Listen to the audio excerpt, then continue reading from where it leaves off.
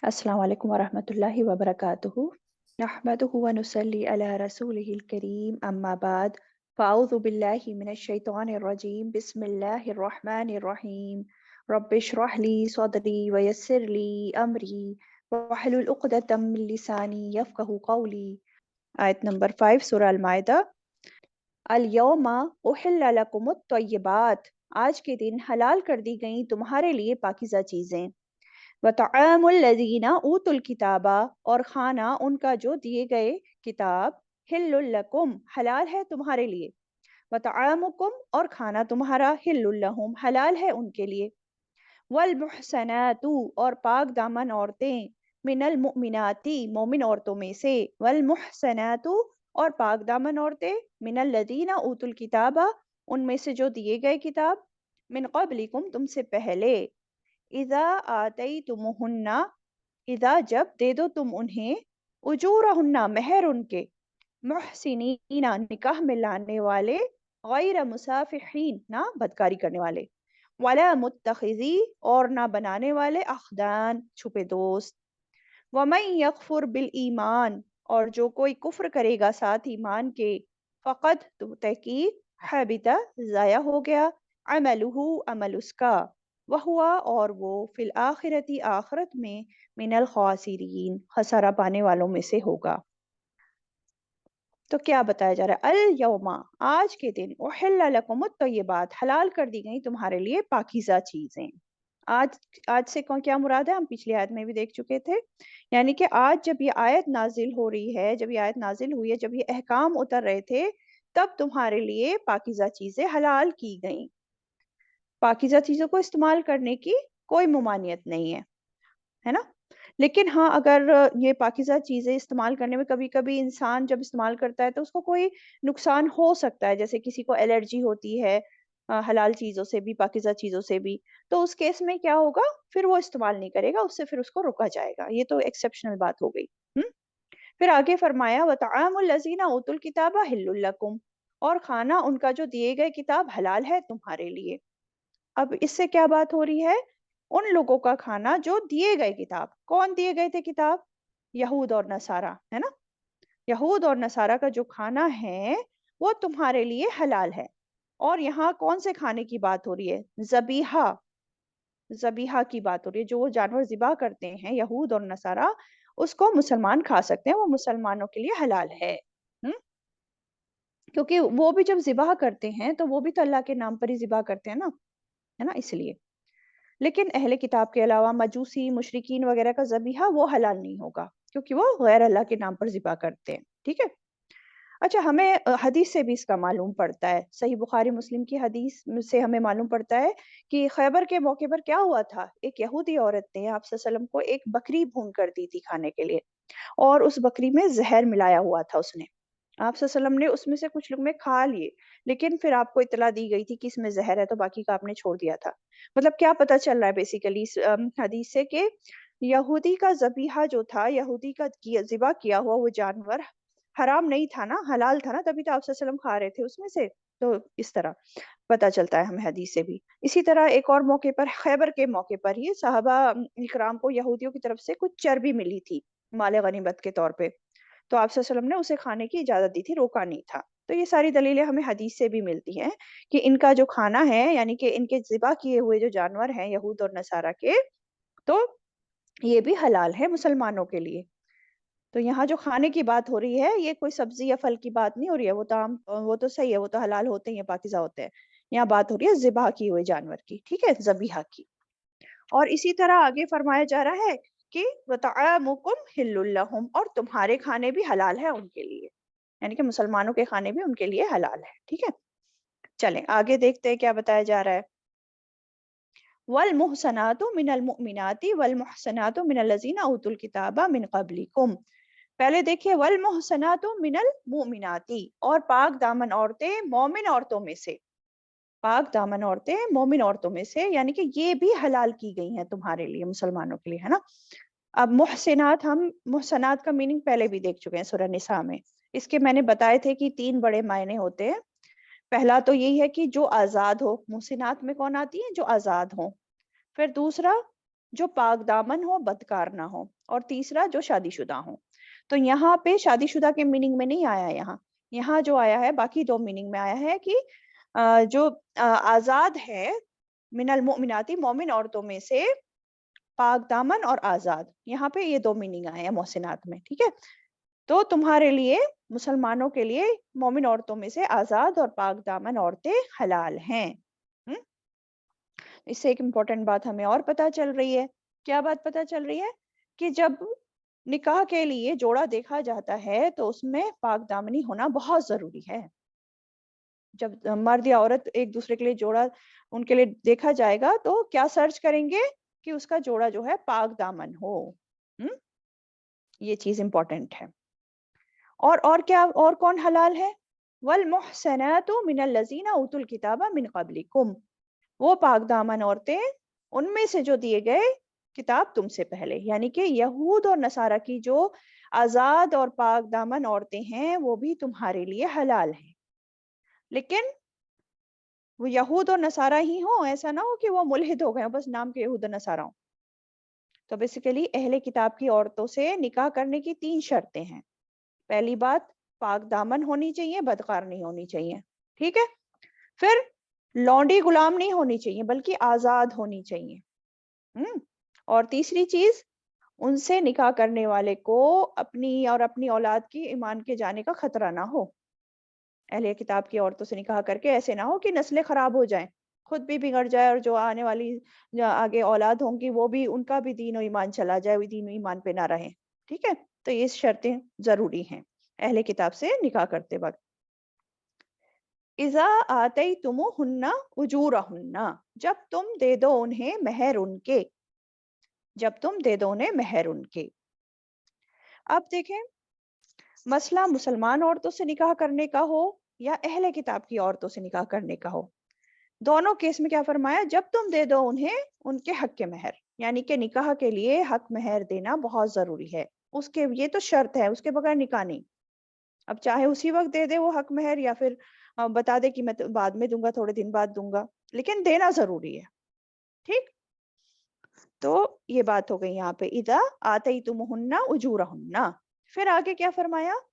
मोहसिनीना, निकाह में लाने वाले, गैरा मुसाफिहीन, ना बदकारी करने वाले, हम्म, वला मुत्तखिज़िल अख्दान, और ना बनाने वाले छुपे दोस्त।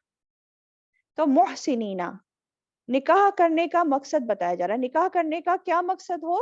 पाकीज़ा जिंदगी बसर करना हो, यानी कि निकाह कर रहे हैं, निकाह में जो ला रहे हैं तो उसका मकसद क्या होना चाहिए? पाकीज़ा जिंदगी बसर करना होना चाहिए, ना के गैरा मुसाफिहीन, ना के बदकारी करने वाले।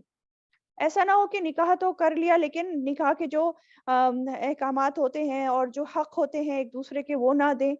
मतलब बस निकाह कर लिया और ना औलाद पैदा करनी है, ना एक दूसरे की ज़िम्मेदारी उठानी है, कुछ नहीं करना, बस हाँ याशी करनी है और रह रहे हैं निकाह करके। ऐसा नहीं होना चाहिए। और गैर और मुसाफिहीन में वो भी चीज़ें आ जाती हैं, जैसे कि आजकल बहुत कॉमन हो रहा है ना दुनिया में, कि निकाह तो किया नहीं, ऐसे ही खुल्लम-खुल्ला रह रहे हैं एक साथ और सारी चीज़ें हो रही हैं। तो ऐसा नहीं होना चाहिए, ना बदकारी करने वाले, निकाह में लाने वाले हों, ना बदकारी करने वाले, गैर मुसाफिहीन, वला मुत्तखिज़िल अख्दान, और ना बनाने वाले छुपे दोस्त। छुपी दोस्तियां भी नहीं करनी है, छुप छुप के जो है इंसान जो है दोस्ती करे, गलत काम करे, ये भी नहीं करना है। और इसमें मुत्तखिज़िल अख्दान, छुपी दोस्ती करने वाले, ये भी नहीं, इसमें ये भी आ जाता है कि इंसान अपना निकाह छुपा कर रखे, यानी कि निकाह जो करना है वो एलानिया करना है, विटनेस भी होंगे, लोग भी मौजूद होंगे और सबको पता होना चाहिए कि निकाह हुआ है, ये नहीं कि निकाह कर लिया और छुपा के रख दिया। तो छुपी दोस्ती बनाने वाले छुपे दोस्त, एक तो यही है छुप छुप के दोस्तियां करने वाले और छुप छुप के मिलने वाले और छुप छुप के रहने वाले, और एक इसमें निकाह करके छुपा के रखने वाले, सारी चीजें इसमें आ जाती हैं। तो ये सब नहीं करना है, ठीक है? और इसके अलावा अगर आप देखें तो मुत्ता निकाह जो होता है वो भी जायज़ नहीं होता। फिर जो हलाला के अंदाज़ हैं आज वो भी जायज़ नहीं होते। शरई निकाह जायज़ है, और वो भी कब? हक महर अदा करते हुए, ये भी शर्त है, ठीक है? फिर आगे देखते हैं क्या फरमाया जा रहा है? वमन यकफुर बिल ईमान, और जो कुफ्र करेगा साथ ईमान के। तो जो कोई कुफ्र करता है साथ ईमान के, इसका क्या मतलब हुआ? کہ منہ سے تو ایمان کا دعویٰ کرے لیکن عمل سے کفر کرے، یہ مراد ہے۔ یعنی کہ کھلم کھلا اللہ کے احکامات کا انکار کرے اور اپنی منمانی کرتا رہے، غلط کام کرتا رہے، حالانکہ کہہ رہا ہے کہ میں تو ایمان والا ہوں۔ تو پھر کیا ہوگا ایسے انسان کا؟ فقط حبط عملہ، بس تحقیق ضائع ہو گیا عمل اس کا، وہوا فی الآخرۃ من الخاسرین، اور جب اس کے عمل ہی سارے برباد ہو گئے، کچھ اس کا عمل جو ہے اس نے کرے دنیا میں وہ سب برباد ہو گئے، تو آخرت میں کیا بچے گا؟ کچھ نہیں بچے گا اس کے لیے۔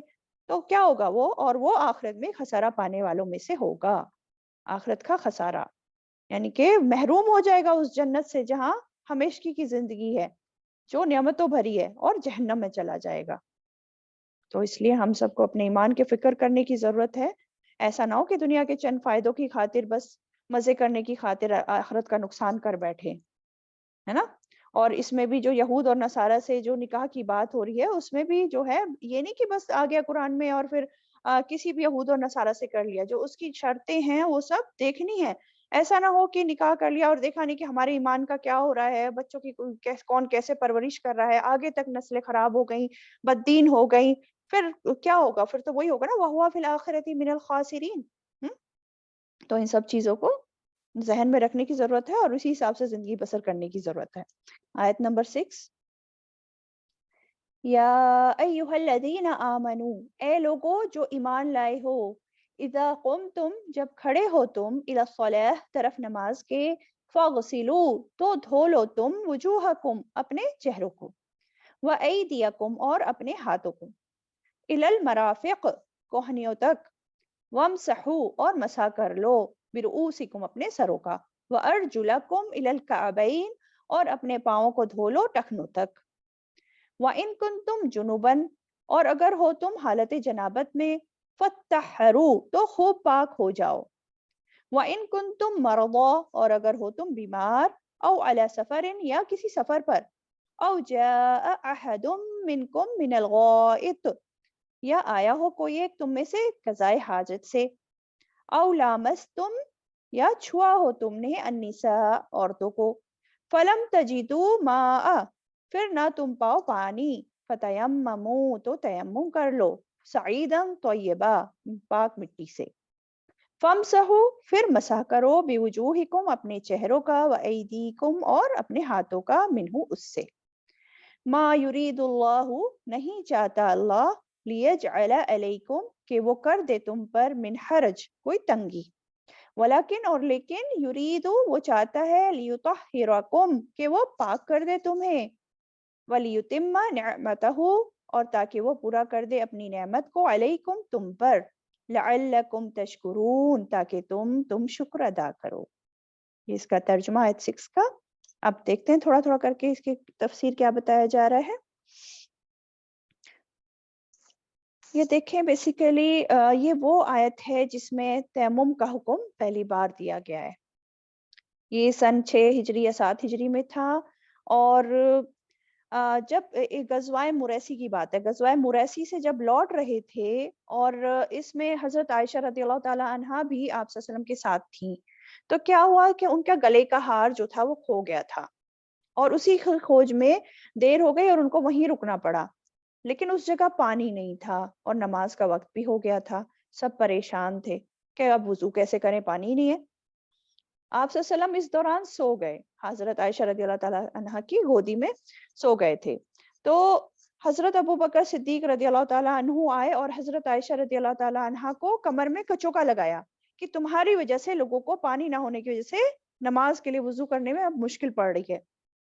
تو اسی دوران جو ہے یہ آیت نازل ہوئی، یہ والی آیت نازل ہوئی جس میں اللہ تعالیٰ نے تیمم کا بیان کیا، اور اس لیے اس کو آیت تیمم بھی کہا جاتا ہے۔ ٹھیک ہے، دیکھتے ہیں کیا فرمایا جا رہا ہے۔ فرمایا، اے لوگو جو ایمان لائے ہو، یا ایھا الذین آمنوا اذا قمتم الی الصلاۃ فاغسلوا وجوہکم، اے لوگو جو ایمان لائے ہو، جب کھڑے ہو تم، اذا قمتم، کھڑے ہو تم، قمتم، کھڑے ہو تم، یعنی کہ جب تم نماز کے لیے کھڑے ہو، یعنی کہ نماز کا جب تم ارادہ کرو کہ نماز پڑھنی ہے تو کیا کرنا ہے اب؟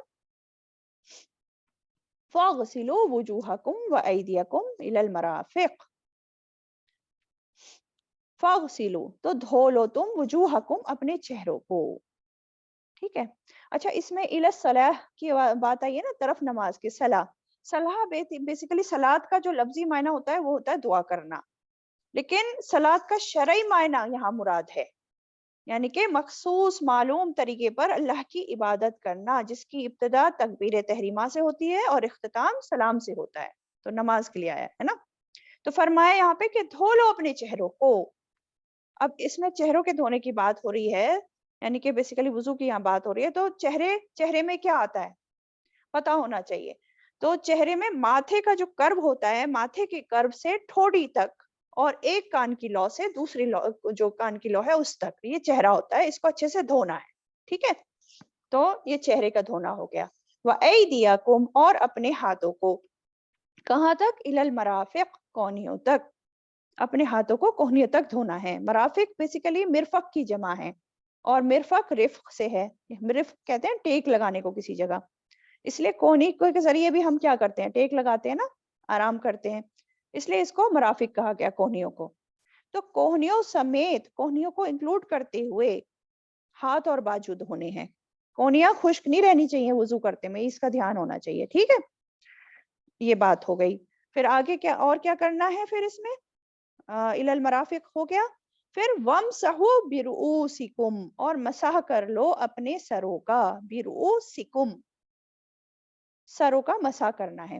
مسح کسے کہتے ہیں؟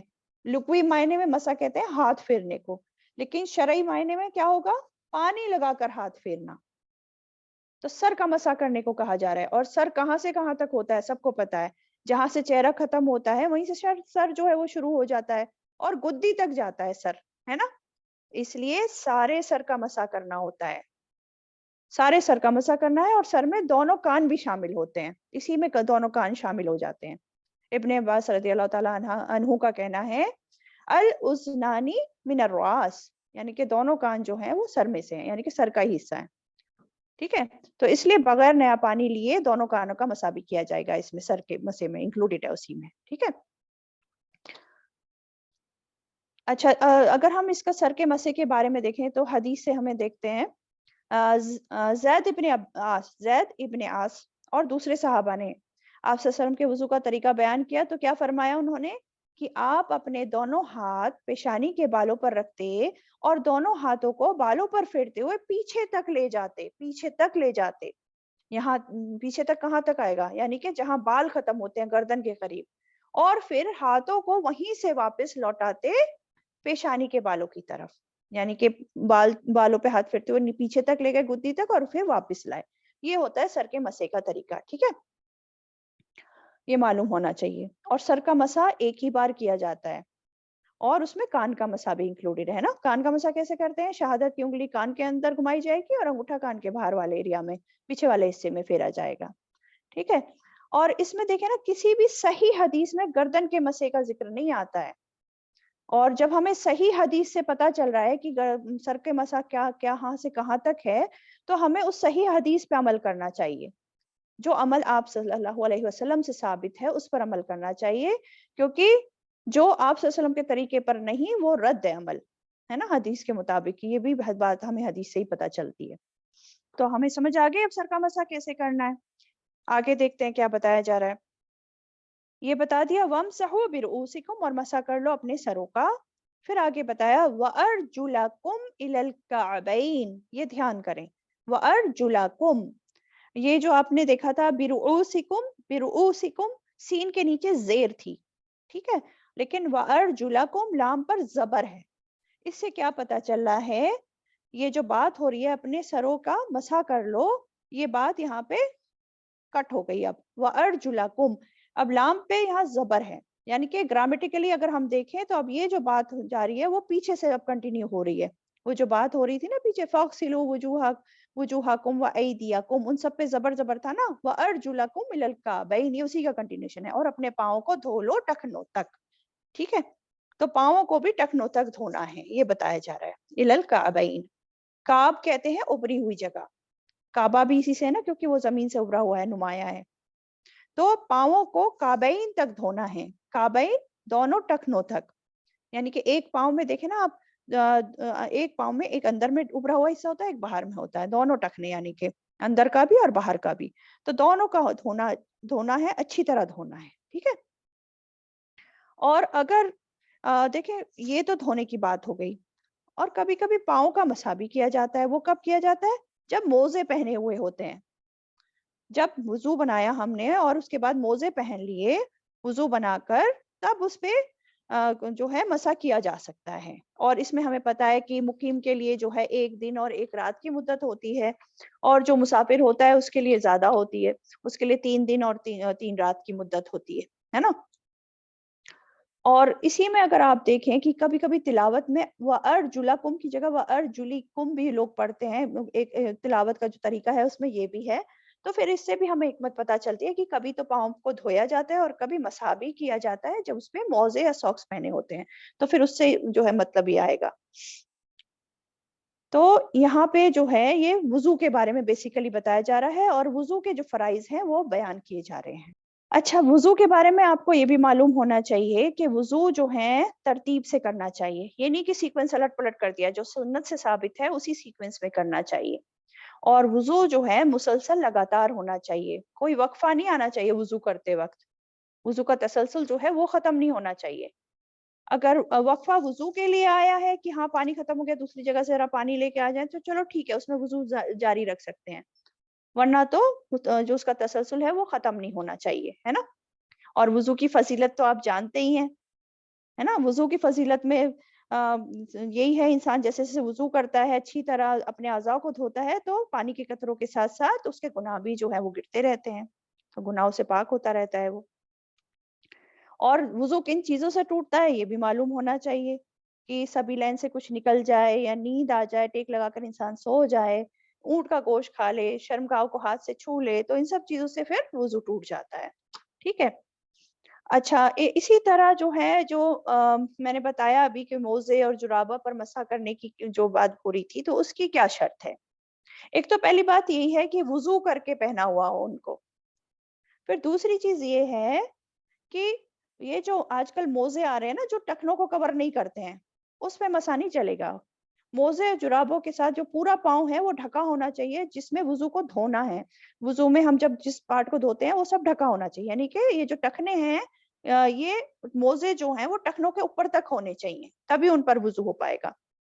और तीसरी चीज़, मुद्दत के दौरान मसा होगा, यानी कि जो मुद्दत अभी मैंने बताई ना उस पे। ये बात क्लियर होनी चाहिए। और मोज़े भी ऐसे नहीं हो कि अंदर की स्किन नज़र आ रही है, मोटे होने चाहिए, बारीक नहीं होने चाहिए, जल्द नज़र नहीं आनी चाहिए, तभी उस पर मसा हो सकता है। तो ये सारी छोटी-छोटी बातें भी हमें मालूम होनी चाहिए इससे रिलेटेड, ठीक है? तो ये तो था यहाँ तक वुज़ू का। अब इसी में आप देखते हैं आगे क्या बताया जा रहा है। व इन कुंतुम जुनुबन फत्तहरू, और अगर हो तुम हालत जनाबत में तो खूब पाक हो जाओ। यानी कि अगर तुम जनाबत की हालत में हो तो तुम पाक हो जाओ, यानी फिर क्या होगा, फिर गुस्ल करना होगा। जिस तरीके से आप सल्लल्लाहु अलैहि वसल्लम ने सिखाया उसी तरीके से फिर पूरे जिस्म को धोना होगा पाकी इख्तियार करने के लिए। चलिए, यहाँ तक हो गया पानी से तहारत की बात हो रही है यहाँ तक। अब आगे जो आयत का हिस्सा है वो तयम्मुम के बारे में है। वो देखते हैं वो क्या बताया जा रहा है। व इन कुंतुम मरदा, और अगर हो तुम बीमार, अगर तुम बीमारी की हालत में हो, यानी कि अब तयम्मुम के बारे में बताया जाए कि कब-कब इंसान तयम्मुम कर सकता है, अगर बीमारी की हालत है, ठीक है? अब या तो बीमारी की हालत है, यानी कि बीमार है इंसान, यानी कि पानी तो मौजूद है, लेकिन पानी इस्तेमाल नहीं कर सकता। पानी इस्तेमाल करेगा तो उसको बहुत ही तकलीफ होगी उसकी वजह से, और उसकी बीमारी बढ़ भी सकती है आगे, ज़्यादा बीमार हो सकता है उसकी वजह से। तो फिर ऐसी हालत में इजाज़त है उसे कि वो तयम्मुम कर सकता है। अगर उसे वज़ू की ज़रूरत पड़ गई है तब भी, और अगर गुस्ल की ज़रूरत पड़ गई है तब भी, ठीक है? और इसी तरह अगर पानी देखिए शदीद ठंडा है और गर्म पानी करने का इंतज़ाम नहीं है, उसको गर्म नहीं कर सकता और ठंडा पानी इस्तेमाल करेगा तो उसकी हलाकत हो सकती है, तो उस केस में भी क्या है?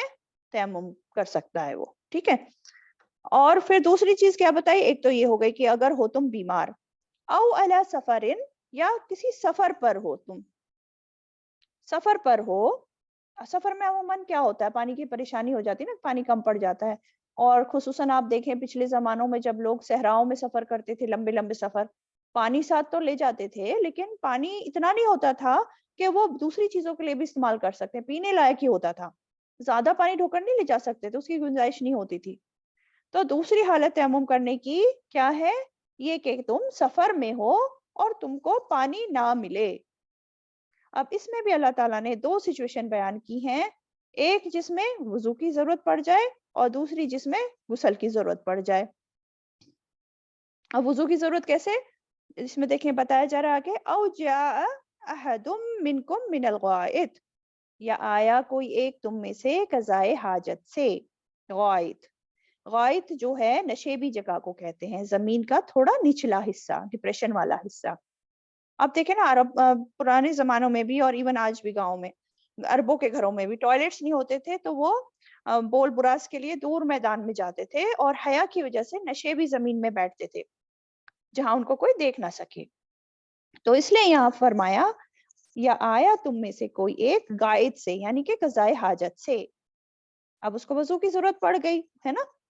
اب لیکن سفر میں ہے، پانی نہیں ہے، یا پھر بیمار ہے، پانی استعمال نہیں کر سکتے، تو ایسی حالت میں بھی پھر وہ تیمم کر سکتا ہے. ٹھیک ہے، تو یہ ہو گیا کہ اس کو وضو کی ضرورت پڑ گئی تھی جب وہ قضائے حاجت سے آیا.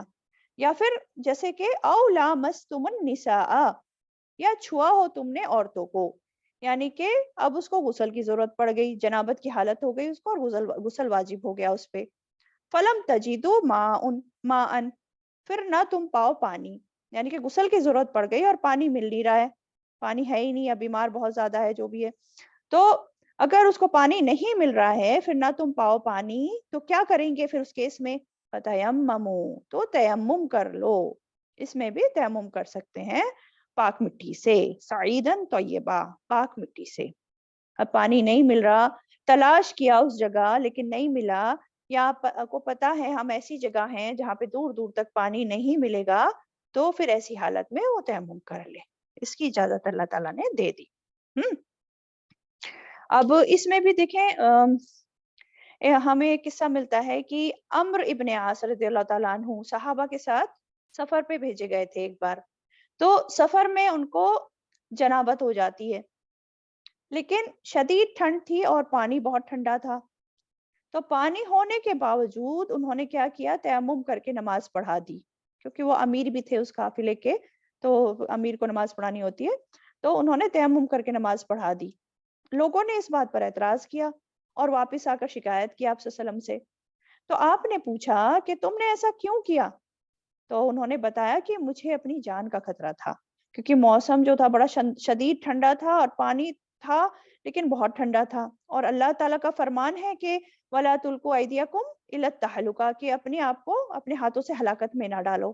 اس لیے اس اللہ کے حکم کے مطابق اللہ کی اس رخصت کو میں نے ایکسیپٹ کیا اور میں نے اس سے فائدہ اٹھایا اللہ تعالیٰ کی اس رخصت سے. تو آپ صلی اللہ علیہ وسلم نے ان کی اس بات پر مسکراہٹ دی، یعنی کہ اس بات کو ان کو صحیح قرار دیا اور کچھ بھی ان سے فردر نہیں کہا، مطلب ایکسیپٹ کر لی کہ ہاں ٹھیک کیا تم نے.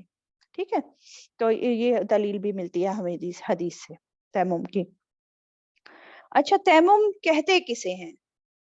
تیمم جو ہے اس کا لفظی معنی ہوتا ہے ارادہ کرنا، لیکن شرعی معنی کیا ہے؟ پانی کے بجائے مٹی سے پاکیزگی حاصل کرنا. ٹھیک ہے، تو کیا فرمایا یہاں پہ؟ تو تیمم کر لو پاک مٹی سے. فتیمموا سعیدن طیبا. سعید، سعید کو دیکھ لیتے ہیں تھوڑا سا ہم.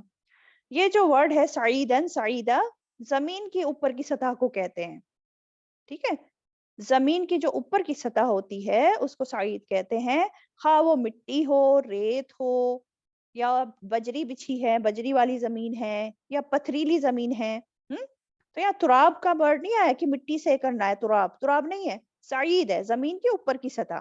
مان لو دیکھو کوئی انسان پہاڑی علاقے میں سفر کر رہا ہے، پہاڑی پہاڑ ہیں اور پتھریلے پہاڑ ہیں جس میں مٹی بھی نہیں ہے، تو کیا کریں گے جب اگر ہمیں جو ہے نماز پڑھنی ہے، ہمیں وضو کے لیے پانی نہیں ہے، تیمم کیسے کریں گے؟ اس پہاڑ کی جو اوپری سطح ہے اسی سے تیمم کر لیں گے. ٹھیک ہے، اور گھاس پر تیمم نہیں ہوتا، گھاس زمین کا پارٹ نہیں ہے، گھاس زمین کی اوپری سطح نہیں ہے نا، زمین کی اوپری سطح جو ہوتی ہے اس سے.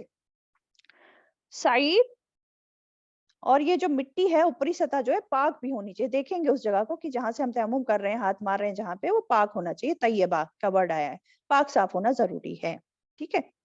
اچھا اب آگے طریقہ بتایا کہ تیمم کرنا کیسے ہے.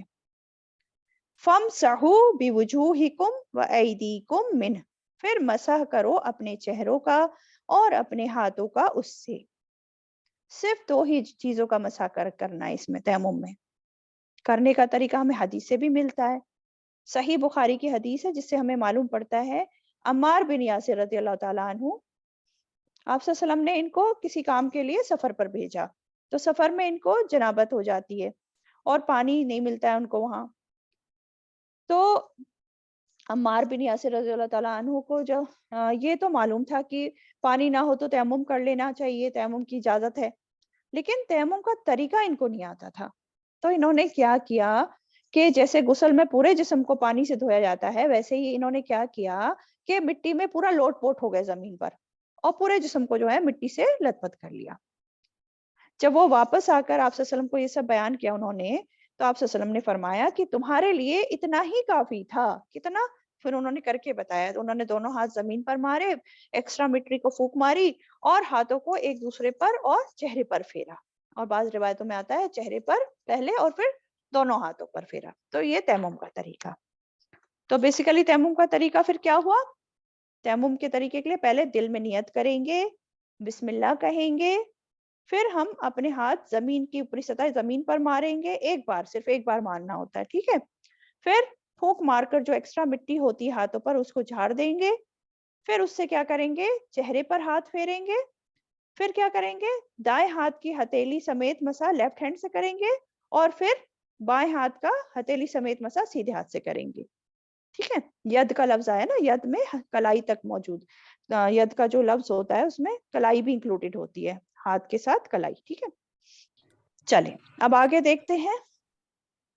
ما یرید اللہ لیجعل علیکم من حرج، نہیں چاہتا اللہ کہ وہ کر دے تم پر کوئی تنگی.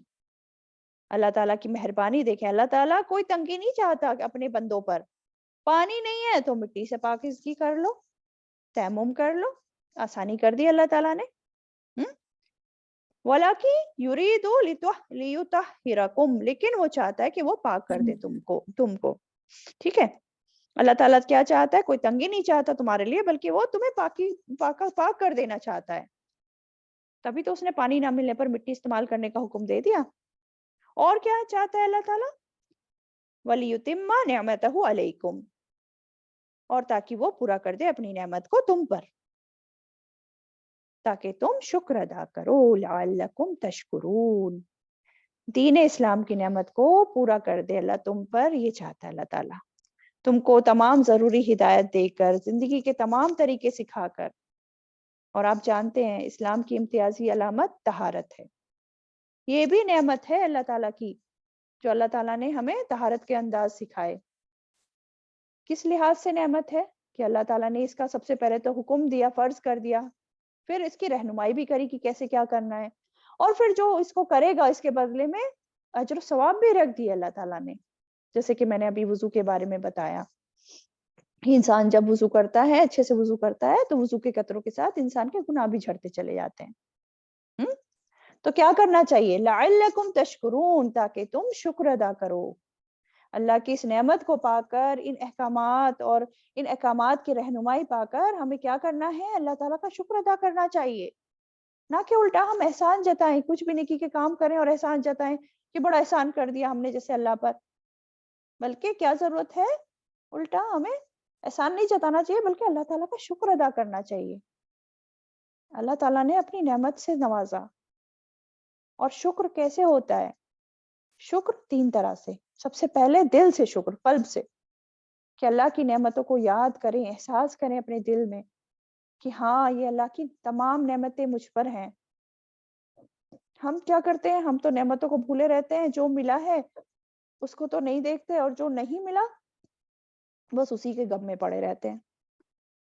اگر ہم نعمتوں کو یاد کریں گے، یاد رکھیں گے، تو اس سے ہمارے غم بھی دور ہو جائیں گے اور ہمارے اندر خوشی پیدا ہوگی کہ ہاں دیکھیں اللہ ہمیں یہ بھی ملا ہے، یہ بھی ملا ہے. اور جب نعمتوں کو یاد کریں گے، یاد کر رکھیں گے ہم، تو کیا ہوگا؟ تو دل میں اور زیادہ شکر آئے گا. تو ان نعمتوں کو یاد کر کے خوش رہنا، یہ دل سے شکر ہے. समझ आई। और जबान से शुक्र, यानी कि नेमतों का जिक्र करें जबान से और अल्लाह ताला की खूब तारीफ करें। और फाइनली अमल से शुक्र। अमल से शुक्र कैसे करते हैं? अमल से शुक्र कैसे करेंगे कि उन नेमतों को अल्लाह ताला की रजा के कामों में इस्तेमाल करें, सही जगह लगाएं जो भी अल्लाह ताला ने हमें नेमतें दी हैं। अल्लाह ताला ने हमें जिस्म दिया है तो इस जिस्म को अल्लाह ताला की इताअत के कामों में लगाएं। माल दौलत दी है तो उसको ज़कात, उसकी ज़कात दें, सदका खैरात करें, दूसरों की मदद करें। तो ये होता है अमल से शुक्र, है ना? तो बेसिकली हमें क्या पता चला इस आयत से? हमें तहारत की अहमियत पता चल रही है कि ये ईमान का तकाजा है। तहारत में कमी या नुक्स जो होगा, ईमान में कमी या नुक्स हो जाएगा। हमारी सारी इबादतों की बुनियादी तहारत है। बिना वजू के या गुसल अगर जरूरत है गुसल की, तो बिना उसके तो नमाज ही नहीं होती। तो इसलिए और क्या इम्पोर्टेंट बात है कि वुजू, गुस्ल, तयम्मुम, इन सब का इल्म लेना हर मुसलमान पर फर्ज है, लाजिम है। ये बेसिक बेसिक चीजें, इसका इल्म तो हर मुसलमान को होना चाहिए जिससे वो अपनी इबादत अच्छे से कर सके, है ना? आयत 7 तर्जुमा देखते हैं पहले। वज़्कुरू निअमतल्लाहि अलैकुम, और याद करो नेमत को अल्लाह की जो तुम पर है। व मीसाक़हू, और उसका पुख्ता अहद, अल्लज़ी, वो जो, वासक़कुम, उसने तुमसे अहद लिया, बिही, साथ उसके। इज़ क़ुल्तुम, जब कहा तुमने, समिअना व अताअना, सुना हमने और इताअत की हमने। वत्तक़ुल्लाह, और डरो अल्लाह से। इन्नल्लाह, बेशक अल्लाह, अलीमुम बिज़ाति सुदूर, खूब जानने वाला है सीनों वाले, यानी कि भेद। क्या बताया जा रहा है इसमें? वज़्कुरू निअमतल्लाहि अलैकुम, और याद करो अल्लाह की नेमत को जो तुम पर है। कौन सी नेमत? फिर देखे ईमान वालों को ये खिताब चल रहा है, ये कंटिन्यूअस, कि ए ईमान वालों, जो अल्लाह ताला की नेमत तुम पर है उसको याद करो। जो दीन इस्लाम की नेमत तुमको मिली है उसको याद करो। और क्या होगा याद करने से नेमतों को? बंदे में शुक्रगुजारी का एहसास आएगा, खुशी का एहसास आएगा। और जब शुक्रगुजारी का एहसास आएगा तो जिसके शुक्रगुजार हम होते हैं, तो उसकी इताअत भी हम खुशी से करते हैं। तो हम अल्लाह ताला की इताअत भी फिर खुशी से करेंगे।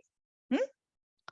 अब जैसे कोई इंसान अगर हमें कोई कुछ देता है या हम पर एहसान करता है, हम उसको तो बहुत याद रखते हैं कि फलां ने हमारे लिए ये किया और ये किया, बहुत हम एहसान मानते हैं। लेकिन अल्लाह ताला जो रोज हम पे बेशुमार एहसानात कर रहा होता है और हम भूले रहते हैं, उन नेमतों को तो हम याद ही नहीं करते हैं, कोई जरूरत ही नहीं समझते हैं। हम्म। तो हमें क्या करना है? उन नेमतों को याद करना है, याद रखना है, और शुक्रगुजारी और इताअत में बढ़ जाना है, अल्लाह ताला के फर्माबरदार बंदे बन जाना है। ठीक है, फिर देखते हैं आगे क्या बताया।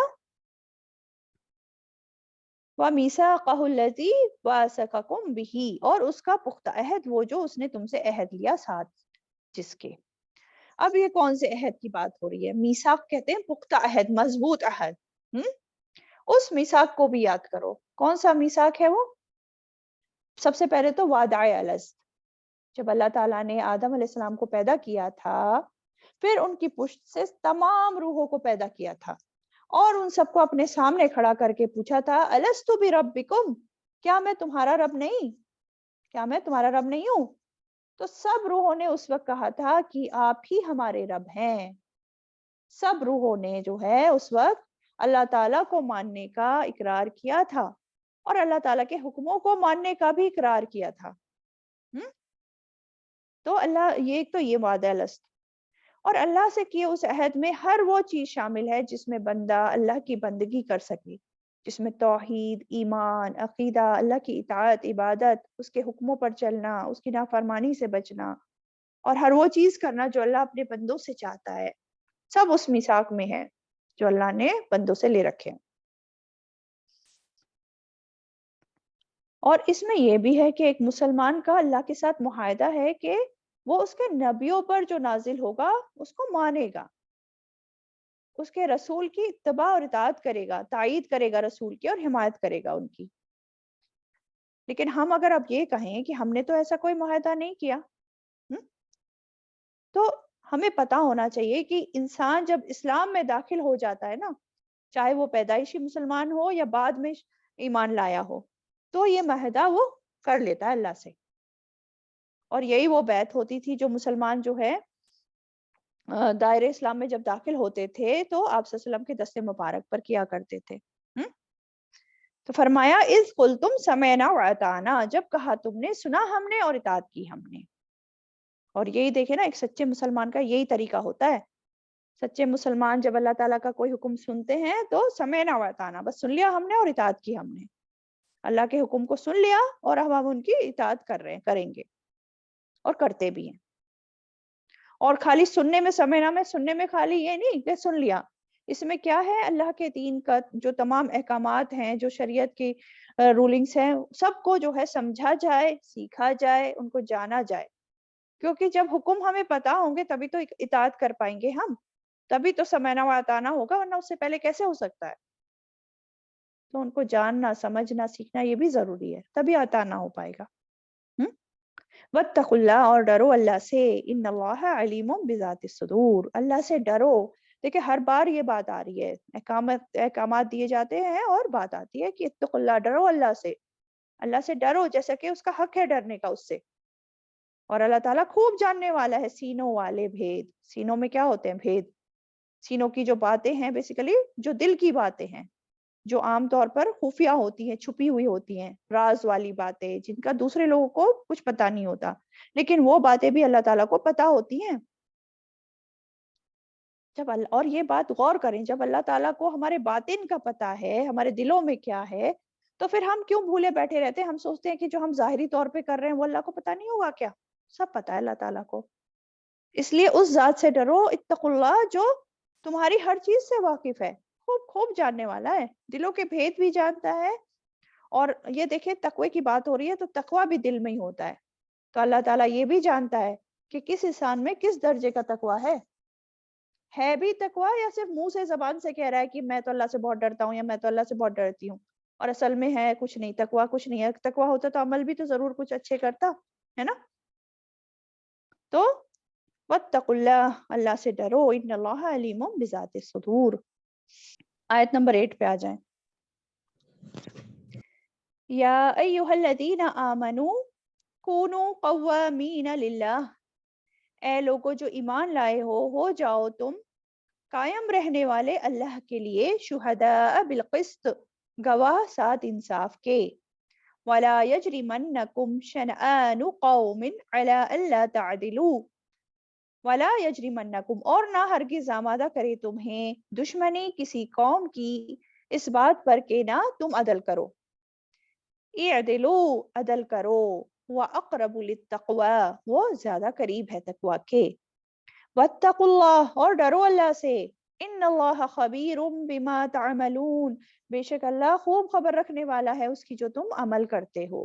پھر دیکھیں ایمان والوں کو خطاب ہے، یا ایھا الذین آمنوا کونوا قوامین للہ شہداء بالقسط، اے لوگو جو ایمان لائے ہو تم قوامین ہو جاؤ، قوامین، قائم رہنے والے اللہ تعالیٰ کے ہر حکم پر، اور قائم کرنے والے بھی، ٹھیک ہے، صرف قائم رہنا نہیں ہے بلکہ قائم کرنا بھی ہے اللہ تعالیٰ کی خاطر، وہ بھی، اور اسپیشلی کیا؟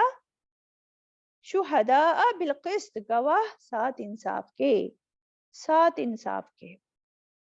تو عدل اور سچائی پر خود بھی قائم رہنا ہے اور عدل کا، انصاف کا نظام بھی قائم کرنا ہے۔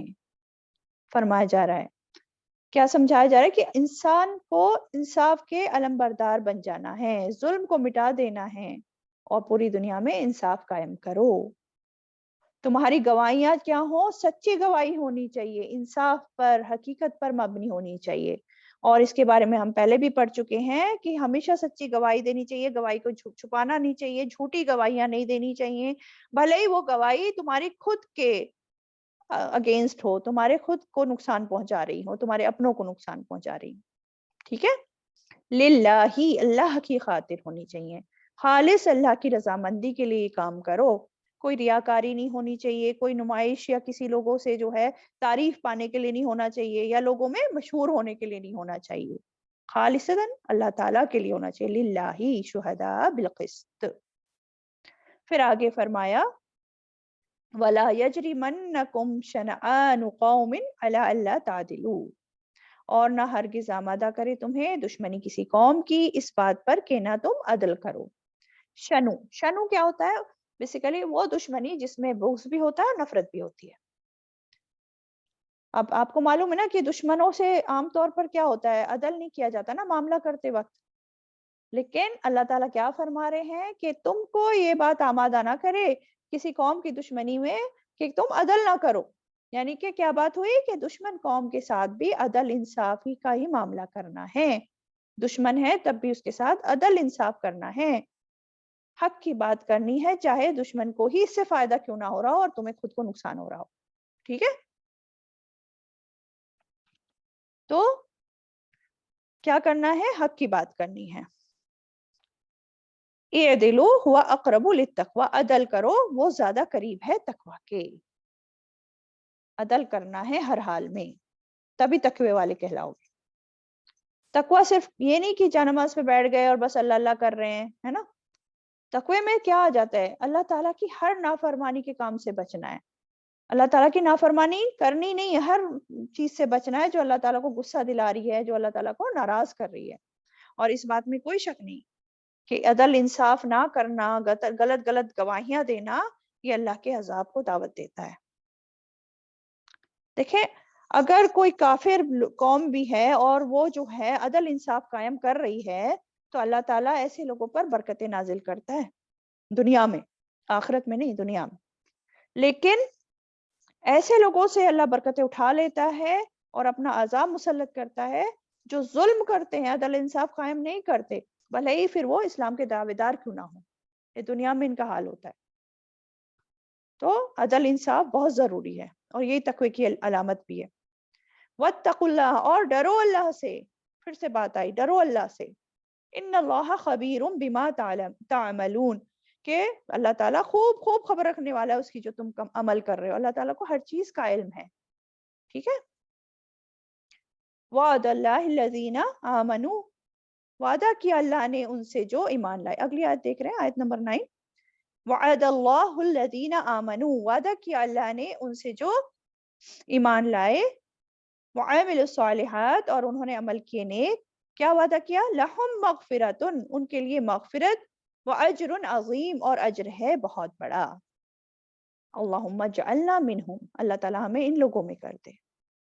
کیا بتایا جا رہا ہے؟ کہ جو لوگ ایمان لاتے ہیں اور نیک عمل کرتے ہیں. نیک عمل، صالح عمل. صالح عمل کیا ہوتا ہے؟ جو خالصاً اللہ تعالیٰ کے لیے کیا جاتا ہے اور سنت طریقے سے کیا جاتا ہے. تو ایسے لوگوں کے لیے اللہ تعالیٰ کا وعدہ ہے. کس چیز کا وعدہ ہے؟ ایک تو مغفرت کا وعدہ ہے کہ اللہ تعالیٰ اس کے گناہ معاف کر دے گا، اس کو بخش دے گا. اور دوسرا اجر عظیم کا وعدہ ہے، یعنی کہ جو اس نے نیکیاں کی ہوں گی اس کے بدلے اللہ تعالیٰ آخرت میں اس کو اجر عظیم عطا کرے گا، جنت کی شکل میں، جو اس کی رحمت ہے نا، بڑھا چڑھا کر اس کے عمل کا اجر دے گا. تو امپورٹنٹ بات کیا پتہ چلی اس آیت سے ہمیں؟ کہ سب سے پہلے تو اللہ تعالیٰ پر پختہ ایمان، جیسا کہ حق ہے ایمان لانے کا. پھر اس بات کا ہمیں یقین ہونا چاہیے کہ اللہ کے تمام وعدے سچے ہیں. اور یہاں بھی ایک وعدے کی بات ہو رہی ہے. اور تیسری امپورٹنٹ بات یہ ہے، اگر مغفرت اور اجر عظیم چاہیے تو خالی ایمان لانا کافی نہیں ہے. صرف کہہ دیا کہ ہم مسلمان ہیں، لا الہ الا اللہ محمد رسول اللہ، ساتھ میں نیک عمل کرنے کی بھی ضرورت ہے. وعاملوا الصالحات، یہ بہت ضروری ہے. دونوں چیز ضروری ہیں، تبھی جو یہ ہے یہ وعدہ ہے ہمارے لیے. ٹھیک ہے. نیکسٹ آیت، آیت نمبر 10. والذین کفروا وکذبوا بآیاتنا، اور وہ جنہوں نے کفر کیا اور انہوں نے جھٹلایا ہماری آیات کو. اولئک اصحاب الجحیم، یہی لوگ ہیں ساتھی جہنم کے.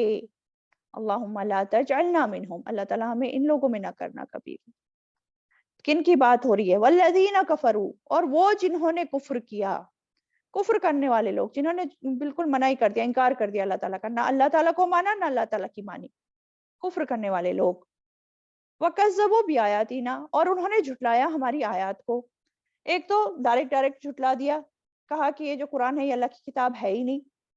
اور دوسرا جھٹلانا یہ بھی ہوتا ہے کہ کوئی کہے تو منہ سے کہ ہاں یہ اللہ کی کتاب ہے، لیکن اس کے احکامات جو دیے ہوئے ہیں اس کا انکار کرے، مطلب اس کو نہ مانے، اس پہ عمل نہ کرے، یا پھر بنا منہ سے کہے ہی ایسی زندگی بسر کرے جو قرآن کے خلاف ہے، قرآن کو چھوڑ کر، نمازیں چھوڑ کر بس اپنی من مرضی کی زندگی جی رہا ہے، خلاف قرآن عمل کر رہا ہے، تو یہ بھی جھٹلانا ہے۔ اور یہ کون کرتے ہیں؟ مسلمان ہی کرتے ہیں نا۔